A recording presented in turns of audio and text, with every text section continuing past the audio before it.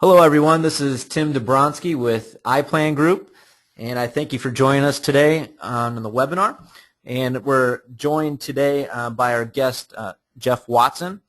And I just wanted to go over a little bit of background real quick on me for those of you who do not know me yet. My name is Tim Dobronsky with iPlanGroup. I'm the Vice President and Senior IRA Strategist here at iPlan, and we are a self-directed IRA administration company. And we allow you to invest in non-traditional investments like real estate, promissory notes, privately held companies, gold and silver, tax liens, etc. I mean, there's a million different options you have available to you. And I have over 6 years working for one of the largest self-directed IRA companies in the country, and I've been investing in real estate for 10 years now. So I have quite a bit of experience doing this. I've helped thousands of investors earn tax-free income through real estate and other non-traditional investments, and I've saved them millions of dollars by doing that, showing them how they can use their IRAs and 401k funds to invest in these different investment vehicles. So with that said, I would like to introduce our guest today, who is Jeff Watson, and he is actually an attorney, real estate investor since 1993. And he's been rehabbing and building real estate wealth since 1993, and he's got his own self-directed IRA and very familiar and experienced with using that. Jeff and I have known each other for a while now. We actually first met back in our real estate investor club years ago. That was back in the boom days, and then we actually got a chance to work together closely when I was working with RealFlow. And so I got to work closely with Jeff there, and then we've been in touch ever since, and run into each other at real estate events and talk on the phone frequently. And just wanted to, he's got a wealth of knowledge in the short sale industry, and I just wanted to extend that experience that he has and that knowledge with self-directed IRAs, short sales, and real estate all combined. He's written over 4 books now. He's got a book on self-directed IRA retirement plans. He has a book on hiring your dream team, understanding the foreclosure process, the death of the land trust, and short sales, and another short sales done right, and how to profitably and legally navigate the short sale jungle. So with that said, Jeff, I'd like to let you take over here and get started. Well, hey, Tim, thank you so very much. It is a real pleasure and opportunity to hang out with you. For some reason, I'm just a little slow on the slides here, and I want everybody to get a good look at you. Because, Tim, I recognize the fact that you've got 10 years of self-directed IRA real estate and marketing experience. And, the time that you were at RealFlow, and I'm still associated with RealFlow, the time that we were there, I think we probably had more fun planning. I don't want to use the word scheming and dreaming. I would rather use the terms planning and strategizing. Very wise but profitable IRA investments for folks. And it was a lot of fun. We did a lot of good things together, and then we've continued to work together. In fact, recently you joined me at another IRA activity, and it was really beneficial for people to see and hear from your practical experience. And folks, when it comes to knowing how to work in an IRA transaction, Tim is one of the most knowledgeable folks I know. And you know what? He probably knows more than most lawyers know about this, without a doubt. Without a doubt, I know he knows more than most lawyers. In fact, I can only think of about 4 lawyers that might know more than what Tim knows. And Tim, you've never darkened the door of law school, have you? No, I haven't, but I thank you for those kind words there, Jeff. But no, I have not gone to law school yet, but maybe that's in the near future. Who knows? Well, dude, don't do the brain damage, man. Okay? Don't do the brain damage. No, but a little bit about me, for those of you that don't know anything about me, I'm a member of the Ohio Bar, been that way for over 19 years now. I'm a full-time attorney with an active trial and hearing practice. I'm standing right now on the floor of my law firm because I've been working all day long on deals. In fact, I just put together a really nice deal that I'm going to show you a little bit about right now. Folks, I have been a landlord and a real estate investor since 1993. I want you to get this down. My oldest child is 18 years old. Before she was born, I was negotiating the purchase of my first rental property. So I have experience as a landlord and as a parent running parallel with each other. And so a lot of you are nodding your heads understanding what I'm saying when I talk about that, okay? I'm a co-founder of a company called RealFlow LLC, co-founder of a title company that we are probably the most commonly used title company out here in Northeast Ohio. I've been a self-directed IRA investor and speaker for a number of years now. And folks, this is a passion of mine, an absolute screaming passion to make money, to grow money tax-free, and to do it inside of IRAs, particularly Roth IRAs. And I've had the opportunity to work with other organizations, real estate brokerages, and also the church that I attend. It's been a real interesting honor to provide some legal assistance to the church that I attend, as it has rapidly grown over the course of 15, 18 years from 75 people to 850 people. So it's been a lot of fun. But I've got to cover this today. And folks, Tim is probably going to ask the question. In fact, Tim, why don't you go ahead and ask the question. Ask me why this landlord, why I love paper. Yeah, Jeff, I was kind of curious, when you told me that that's what you wanted to talk about today. So, yeah, why is it that you do love paper? Well, you see, I've been a landlord for so long that there's got to be other things out there that intrigue me, okay? And so when I realized that there were things that I could do with an IRA and paper, that when I put the two of them together, it just looked like maybe the next logical progression or thereafter for this tired landlord, for this guy that likes passive income. I love passive income. I like rental income because it's right now currently up through this time frame some of the lowest taxed income that you can generate. But I like to make money without having to pay taxes on it. And so as I learn more and more about IRAs and Roth IRAs and HSAs and Roth 401ks, I got more and more excited because, folks, I like making money with little or no tax drag on it. Think about it from this point of view. Taxes are a headwind that we have to constantly face every quarter. Okay, for many of us that are listening to me right now, every quarter, maybe even every month, you've got to send money to the IRS, and it is no fun, okay? Now, you're going to say, well, Jeff, what motivates you? What's passionate about you? I know you talked about the fact that, you've got an 18-year-old child. Well, folks, I've got more than an 18-year-old child. I've got 5 wonderful kids, okay? My oldest daughter, she's 18, and quite literally, this is the honest truth. My wife was having Braxton Hicks contractions as we were negotiating the final terms of the purchase and financing of our very first rental property that I still own to this very day. Okay? So that's a little bit about who I am, where I come from, and so on, okay? So that's what motivates me. That's what gets me going, that family that you see right there. So I'm going to share with you, Tim, if you let me, the aha moment that I had a while back. It was one of these like almost near angelic epiphanies.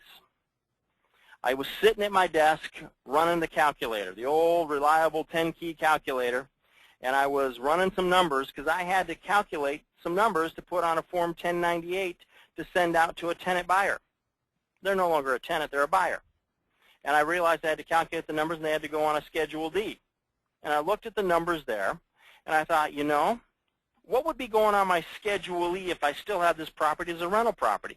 Because it was a single-family house that I'd bought kind of cheap, fixed it up, paid it off, and had been having a few tenants turning over in it. And finally, I got a real good property manager. The broadcast is now starting. All attendees are in listen-only mode. Hey, I have no idea what happened there. Yeah, I'm not sure. Can you hear me, Tim? I'm sorry. I don't know what happened there. Okay.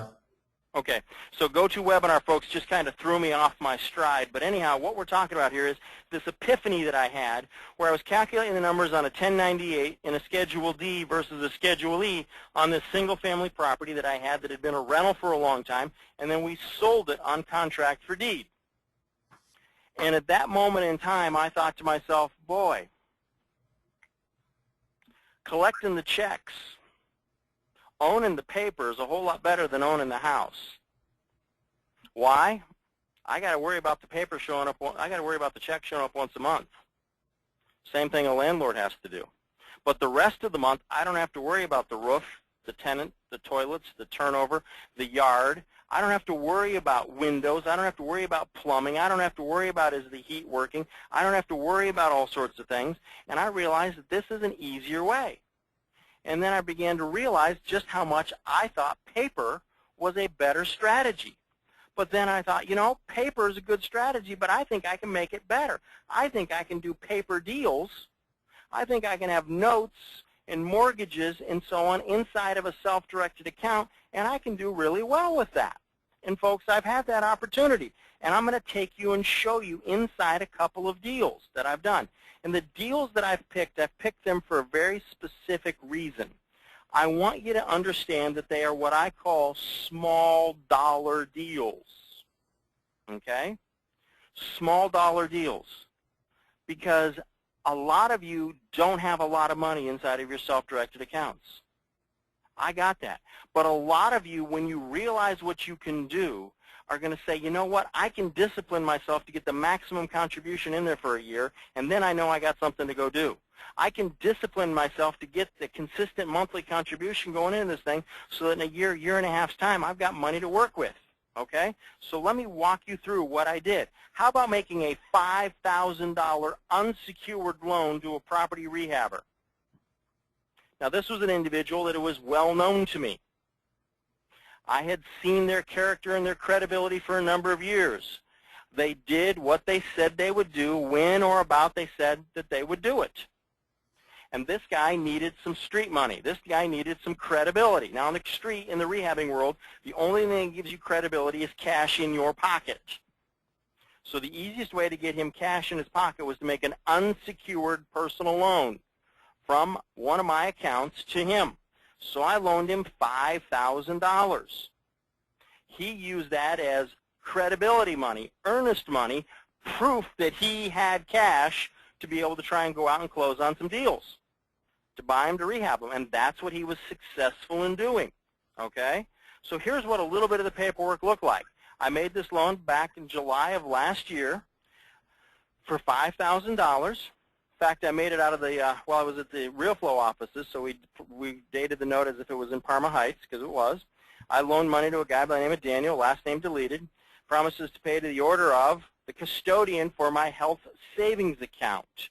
I did this deal in my HSA, and I earned 12% on the money. And I charged a little bit here for points. Now, this is one of the ways you can charge points. This wasn't my favorite way of charging points. I was trying to get 3 points on this thing. Each point would have been $50, and I was trying to get just a little bit of money here, okay? That's not my favorite way of doing it, but that's what I did. So the note was supposed to be paid off in January of this year. It didn't get paid off until the spring of this year. Actually, it didn't get paid off until the summer of this year. So I actually had this thing out there running for 13 months at 12%.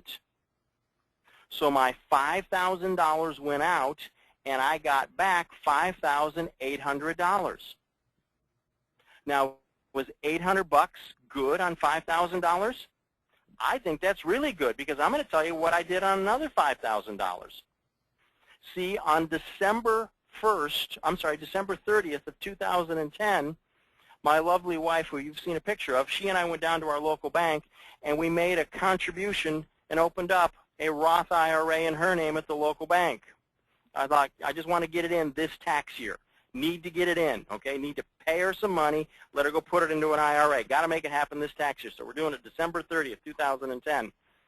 Do you know how much money she made on that account, letting it sit there at the bank for 1 year? How much?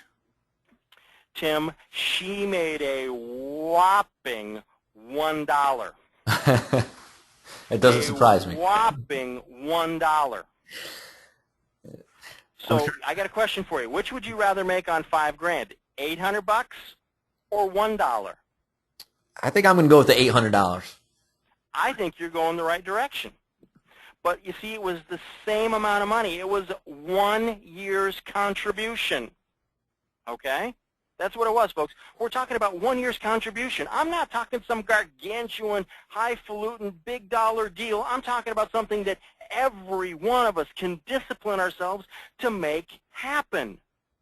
Now, the sweet part about this is, shortly about the same time that the $5,800 rolled back into my HSA, my youngest baby, she needed to go to the eye doctor and she needed glasses. So it just so happens that the total bill for the eye exam, the therapy, and the glasses and the case and all that other stuff that little girls got to get was 600 and some odd bucks.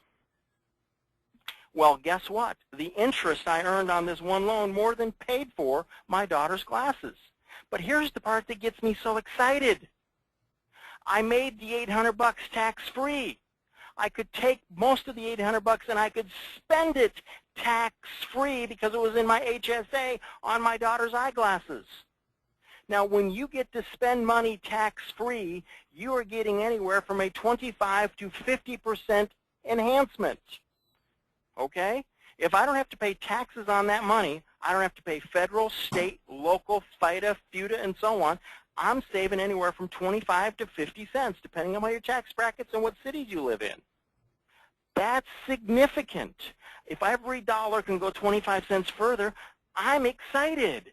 Okay? That's why I love paper. Now, how much work did I have to do for the 13 months while I had that loan out there? You know what I had to do? I had to make sure that my borrower was still alive and breathing. I had to make sure that he was making progress on a couple of rehabs. Is that strenuous work? Is that the phone call in the middle of the night, somebody saying, oh, my heating doesn't work anymore, or the plumbing stopped working, or the toilet's leaking, or the light bulb's burned out, or this is not, you know. Folks, I didn't have any of that stuff, okay? I was in control. It was sweet. But I'm going to keep going. I want to show you another thing that I did.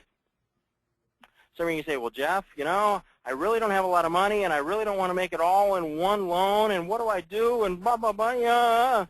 Relax. Here's another opportunity. Here's another idea of what we did. I took and bought a part of a note. I bought part of a performing note. I bought a partial. Now, let me walk you through what we had here. It was an $85,000 loan at 15%. And the borrower, because he desperately needed the money, was willing to pay 8 points. Now, Tim, is this a loan that you would be interested in? Absolutely, yes. As a lender, not a borrower. I understand. As a lender, you'd be excited about this. Absolutely. Do you think you would be even more excited if you found out that it was at a 65% LTV? That'd be fantastic. Would that just kind of like get you excited? It would get me very excited, yes, Jeff. Well, definitely. I was extremely excited, so when I had a chance to get my Roth IRA to buy a part of this one, you know what my immediate answer was absolutely. So here's what we did. This is a partial purchase agreement. The undersigned buyer, the custodian for my Roth IRA, agrees to purchase, and the undersigned seller agrees to sell and assign without recourse.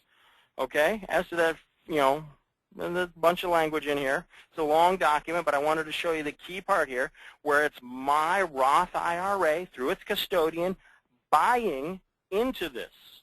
Okay, I did this deal January 31st of this year. Okay? Wow, okay. Yeah, so it's out there cooking right now, okay? It's got stretched out a little bit. You see, the note was originated December 30th of 2011, so I bought it after 1 month. Okay, but you got to see what the deal is here, because I don't know if you're seeing this thing, but there's a little bit of money magic in here, and this is the bonus session, folks. A little bit of money magic in here. You say, well, wait a second, Jeff, I thought the loan was for $85,000. Yeah, it was. Well, then why do you have $92,391.30 on the screen? In fact, why do you have it on the screen twice? Well, let me explain. We financed the points into the loan. So we're earning 15% on $92,000, not $85,000. Tim, does that make you like this loan even better from a lender's perspective? Yeah, that's sweet. That's very sweet. So, folks, this is how you can, this is one of the reasons I love paper, is I'm showing you different ways of maneuvering the numbers and charging points. On the first one, the points were, like a little spiff at the end. On this one, the points were put in at the front and financed throughout the term. Okay? If I got a chance to finance an extra $7,391 at 15%, do you think I'm going to take it? You better believe it. Okay? The only problem with this deal, Tim, do you know what the only problem with this deal is? I don't see any problem. I only got a chance to buy 6% of the note. Okay. That's Yeah, it. I could only buy 6% of this note. I wanted more, but I couldn't get it inside my Roth IRA. Yeah, that'd be a great one to own 100% in your Roth. Yeah, well, I know it would be. I know it would be. I'd love to have this one in my Roth. I'd love to try to even bought this at a discount inside of my Roth. But, there's this thing that I've got other money out, so I didn't have enough cash to do it. So I took all the available cash I had in my Roth and bought as much of this note as I could. That's a great idea. And so that's how I was able to come up with that, because I took all of the available cash. Now you're going to say, well, Jeff, why did you have so little cash in your Roth IRA? Because I've already got almost all of it out there working. My Roth IRA owns a lot of different pieces of paper. In fact, I've got pieces of paper out where I'm getting collections from people who have, where landlords have borrowed money from me to go buy rental properties. I've got money out where mobile home park operators have borrowed money from me to go out and borrow and buy mobile homes and put them on there, and I get paid off of that cash flow. I've got money out to businesses where they're lent money, where they borrowed money from me, and I'm getting paid back on that. So there are a lot of different ways that you can put paper to work inside of your IRA. But it's all about finding these little creative deals and just letting your creative juices flow. Okay? Now I want to tell you a little bit about the deal I just put together today. Okay? Just finalized the paperwork today. Now I've got a monthly payment projected to come into my HSA beginning next month of $486.11 a month. Folks, that looks suspiciously close to the same thing as $600 a month rent minus some of your regular monthly operating expenses. Might even be as high as $650 a month in rent, depending upon what you're doing property management-wise and so on. But instead of me having to worry about all that, I'm netting $486.11 a month into my HSA. And where's the money coming from? The money is coming to me from a landlord who borrowed money from me to go acquire a piece of property, and he's paying me back at that rate. You want to know the next part that really gets interesting is, Tim? The interest rate on this particular loan, because remember, it's a business loan, okay? I loaned it to a corporate, I loaned it to an LLC that's acting as a landlord, so I could charge a slightly higher interest rate. This interest rate is north of 20%. Wow. I don't want to say how far north of 20% because I don't want you to get that jealous. Okay? Wow. But yeah, we got, this is a good deal. This is a good deal. Now, why am I doing this one in my HSA? The answer is because I have more cash in my HSA than I have in my Roth IRA right now. So I jumped on this one with my HSA. So, folks, what I've done is I've gone through 3 different examples in a hurry. This is a deal literally I did today. I sent off the paperwork to my custodian saying, wire the money, fund it now, first payment shows up in my account next month. Okay? By the way, somebody's going to say, well, Jeff, how much did you loan on this one? $7,000. Wow, okay. $7,000 out, $486.11 back in. Okay? So that's what I want you to understand. I want you to understand the power of what you can do with what I call small dollar deals. Okay? Some of you may be baseball fans. Some of you may remember the St. Louis Cardinals in the mid-'80s when they played that wonderful game that has been now referred to as small ball. They didn't have any power hitters, but boy, they could make contact and they could put the ball in play and they could run like all get out. And they would win game after game after game that way because they played small ball. Every deal was a good, safe, smart deal. That's how you're going to build wealth. You're going to build wealth by doing consistent, safe, smart, simple, easy to explain, easy to understand deals. You're going to play small ball. And as you play small ball year after year, year after year, then you're just going to have more and more to work with. Okay? I would rather have 10 small deals than one large deal. Why? I've diversified my risk. So let me talk about the reasons I love paper. I love paper because there's less risk. Why is there less risk? Well, I'm in more control. I get to pick who I'm going to lend to. And you're going to say, well, Jeff, I get to pick who I rent to. Yeah, I got you. I get to control when they get the money and how they're going to use it. Do you get to control what they do inside your rental property? It's easier for me to lend money one time than to deal with a tenant month after month after month. And remember, folks, I am a landlord. I have more than 20 doors I collect rent from every month. Okay? I got this. I understand both worlds, and I love paper. It's easier. There's less risk, and there's greater flexibility. I can craft, I can shape, I can fashion, I can mold, I can put together deals that make win-win-win for me, for my account holders, for the borrowers, for everybody. It's a whole lot of fun to do it that way. Those are the reasons why this landlord loves paper. Okay? Less risk, it's easier, greater flexibility. So, Tim, with that, I think you've probably got some questions that we need to cover that have come in, so let's go ahead and do that. Oh, yeah. Yeah, there have been quite a few questions that have popped in here while you were talking. That was some great information there, Jeff. So thanks for sharing that with us, those couple deals, showing people, I think that was very important what you said about consistency and doing the small deals and small ball because, everybody is always looking for that home run, and this shows that you can do these deals with small amounts of money, inside of your IRA or HSA and, or get creative and own just a piece of that note like you did in that one example. Yep. So yep.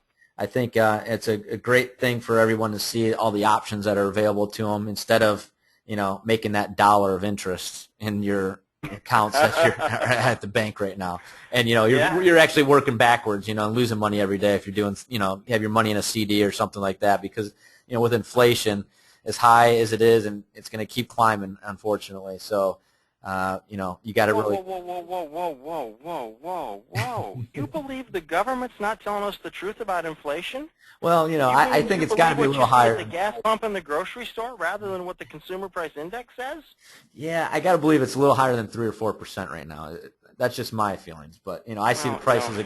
I go to the grocery store every now and then. My wife sends me to the store sometimes instead of her going, and I see how much a gallon of milk is now, and it's crazy. Reality, man. It's reality. I know. And so you're right. You gotta, and so here's the thing I'm looking at. Folks, I'm sorry that we're not gotten to the questions yet, but this is important. This is really important. I am looking at building cash flow. I love rental properties because of the cash flow that they supply. I love rental properties for the tax deductions I get off of that. But I also love my IRA and my HSAs and the deals I do in there for the same two reasons, cash flow and tax protection. And I just think it's a whole lot better, smarter, and wiser to go through life with multiple streams of income rather than dependent on one main stream of income. Absolutely. Yeah, I've got 20 different doors I collect rent from. Yeah, you know what? When the when the real estate market gets hurt, the entire real estate market gets hurt. All 20 doors go down in value. Just saying. Yeah, it's a good point. All right. All right, dude. Well, we'll get to these questions. We're not going to get to all of them, unfortunately, today, but we'll get to some of them here and hopefully help you guys out. The first one here is from John, and he's actually asking, what is an HSA? So, why don't you go ahead, Jeff, real quick and explain real quick what an HSA actually is, the health savings account. An HSA stands for Health Savings Account. It is one of the 3 best things that Congress has done since the early 90s. They first started out with these medical savings account. They had these other plans that were basically spend it or lose it. And then they finally got wise and realized that people need to accumulate some cash and that they need to be able to control and manage, have better control over their health care. An HSA is money that is an account that lets you put money into it, get a tax deduction for putting it into it, let you grow the money tax-free and take it out and spend it, regardless of age and how long it's been in the account, on qualified medical expenses that were incurred after you opened up and funded the HSA. Now, the key is the HSA also benefits you because if you have to qualify for an HSA, you have to buy a high-deductible health plan, or you have to be enrolled in a high-deductible health plan. High-deductible health plans cost less per month in their premium. So it is an all-around win-win-win-win. You get more control over your health care because you get to spend cash at the doctor's office. You get to negotiate cash discounts with the orthodontist over braces for your teenager, like I have done. Doctor, if I pay you in cash, how much of a discount do I get?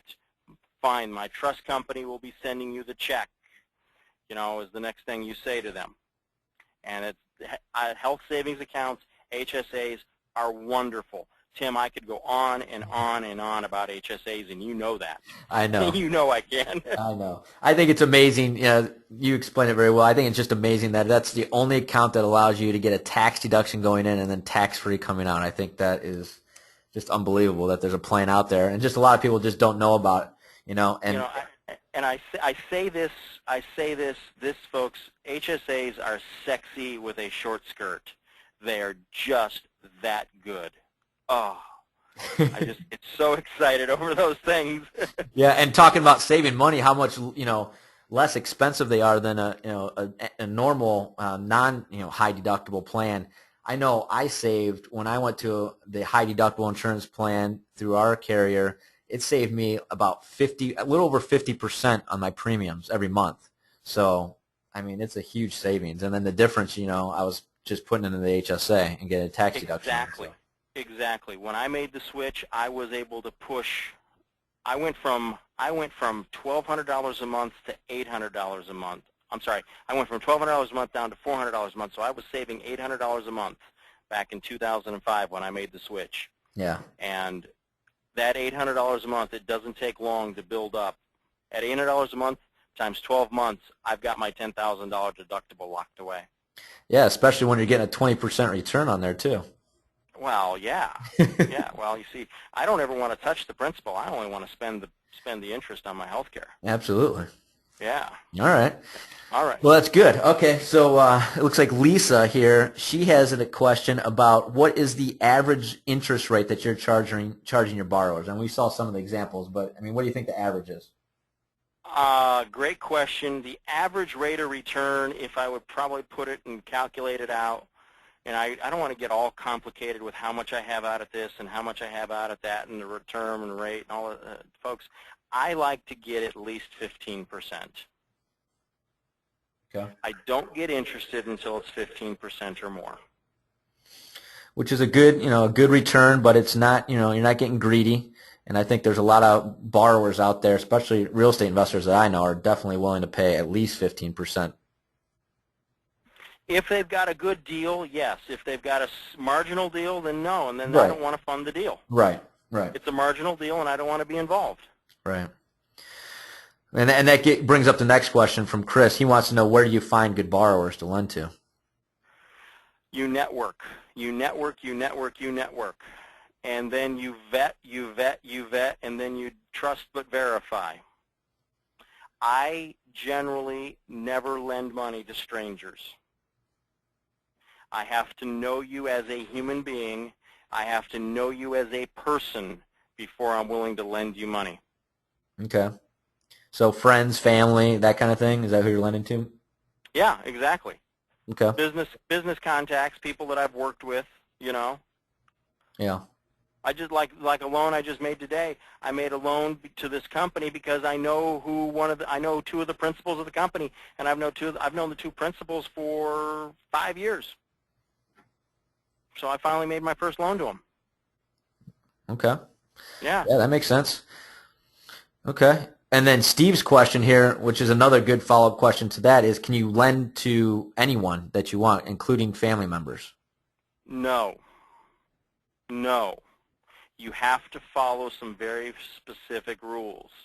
I cannot lend to what we call disqualified individuals. All of this is spelled out under 26 U.S.C. 4975 and under what was referred to as the plan asset rules. But 26 U.S.C. 4975 is the main area listing who are the disqualified individuals that your account cannot deal with. The first thing your account cannot do is your account cannot deal with you. Your account cannot deal with your spouse. Your account cannot deal with your children, with your grandchildren, with your parents, with your grandparents. Those are all off limits. And then it gets a little more complicated. But folks, you got to learn these rules. And if you don't want to learn these rules, you better be willing to pay to hire someone who knows these rules and will take you through them and make sure you're doing it right. Yeah, I mean, it's definitely something you have to be careful of. You know, you don't want to mess with the IRS, and that's usually why, our clients will just pick up the phone if they have a question about a deal, and wanting, to know, is this legal if I lend it to my cousin or if I lend it to my brother or, my daughter? So we get those questions all the time. So it's good to be able to pick up the phone and, just have somebody answer it on the other end here and, get that question answered immediately so you can do that deal. Because the good deals, they don't last forever either, as you probably know, Jeff, right? I mean, when you find a good deal on somebody that's motivated, they want that money right away. I haven't found how to make money in slow motion. I have found how to set the process. I got to hurry to set the process up, and then it'll percolate, and that's fine. Yeah. But I got to hurry to get it set up. Right. Yep. Okay. Do we got time to squeeze in one more question, or are we running out of time on that? Yeah, we've got time for, I think, one or two more quick ones here. Tracy would like to know what kind of due diligence you do on your borrowers. I mean, you already said that you basically know them. They're not strangers. So do you do any other due diligence on those borrowers? Well, yeah, I want to know what's going on in their businesses. I want to know what's going on in their personal life. Think about this, because how their personal life goes during the course of that loan will affect how they will or will not respond to you and pay you back on time. I want to know what's going on in their personal life as well as their professional or business life. I don't care just about the value of the collateral. I care about the character of the person. And that's what really matters to me. So I will talk to them. I will get a sense of them. I will get to know them. Do they do what they say they're going to do when they say they're going to do it or close to when they say they're going to do it? If they're a person who is perpetually late, always has an excuse, and never seems to be responsible for anything bad that happens, I'm not interested. Will I lend money to somebody who has said to me, you know what, I made a stupid mistake, here's the lesson I learned from it, and I'll never do it again? That's somebody that just went to the top of my list. You know why? They're learning from their stuff. They're not going to repeat. They're seeking wisdom. They're gaining. They're growing. That's the kind of person I want to talk to and deal with. Okay? So a lot of it has to do with how are they as a person, how are they as a business owner. If they can't run their business, if they're not in control in their personal life, then I'm not interested in doing a deal. And I will always start with a small dollar loan before I go big. Okay. That makes sense. I mean, so you're not necessarily doing a credit check and all that stuff, I mean, like a typical lender might do. You're basically basing it on the character and, what you know about that person. A sophisticated borrower can make their credit score and their credit report tell you a story radically different than what's really going on. Yeah, true. That's very true. And I want to know what's really going on. I want to know what's going on in their personal life. Okay. All right. And one last quick one here. it looks like Dan had a question about the length of term that you typically lend out on. So I'm guessing it's maybe a shorter term that looking at some of those examples, but what's your average length of time that you're lending the money out for? The average length of time I'm putting the money out on is probably, based on past history, is probably more than a year. I've got loans in my portfolio that I've had out for 6 years. Okay. I've had loans that I will have had out for less than 6 months. But it's probably out there for a year. Now, I'm trying to shorten my horizons up right now, okay? And there's 2 reasons I'm shortening up my time horizons. I want to turn the money faster because every time I can relend it and I can get points, I'm making more money on it.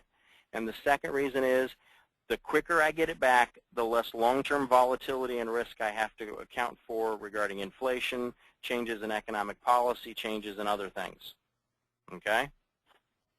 Okay. And that's why I'm just playing it safe.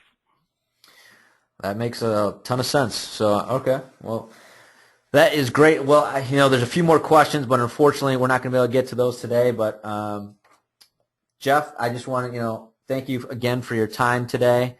Some great information you've provided all of our listeners too. And just so they know, I wanted to I didn't mention this earlier, but you do have a couple of programs available, right? You have an asset protection program out there, right? Can you tell us a little bit? Okay. I do. I have an asset protection program out there, and I have an IRA training program out there.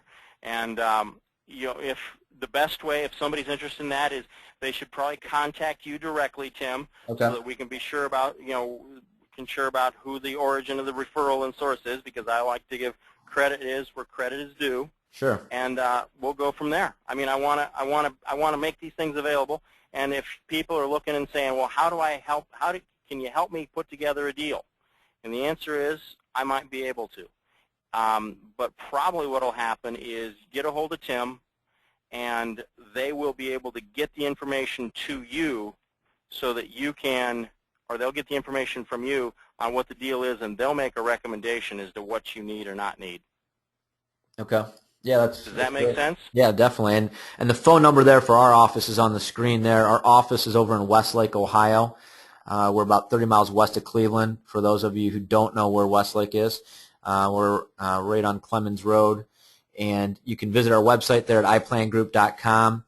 And, we'd be more than happy to schedule a free IRA strategy session with one of our IRA strategists here at iPlan. Just email us at strategy@iPlanGroup.com. You can also get registered on their website there or giving us a call directly. So we'd be happy to do that. It's about a 30-minute consultation, and we'll just kind of review what you currently have as far as IRAs go and your 401ks and all the retirement plans you have, and see if we can save you some tax money and help you achieve those goals that you have, that you've been planning for, and hopefully get you there faster by opening up some options that you might not have been aware of that are out there as far as investing in real estate and other non-traditional investments like Jeff had talked about today. So give us a call.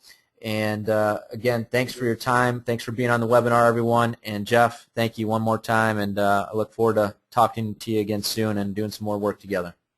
Tim, I appreciate it. And it's always a pleasure to work with you and to solve problems, work on deals, and share information together. Looking forward to it, man. Absolutely. Have a great rest of the day. And folks, if there's nothing else that you've done today, take action on getting your IRA, getting your 401k, getting your HSA, getting them set up, getting them go. Pick up the phone and call now.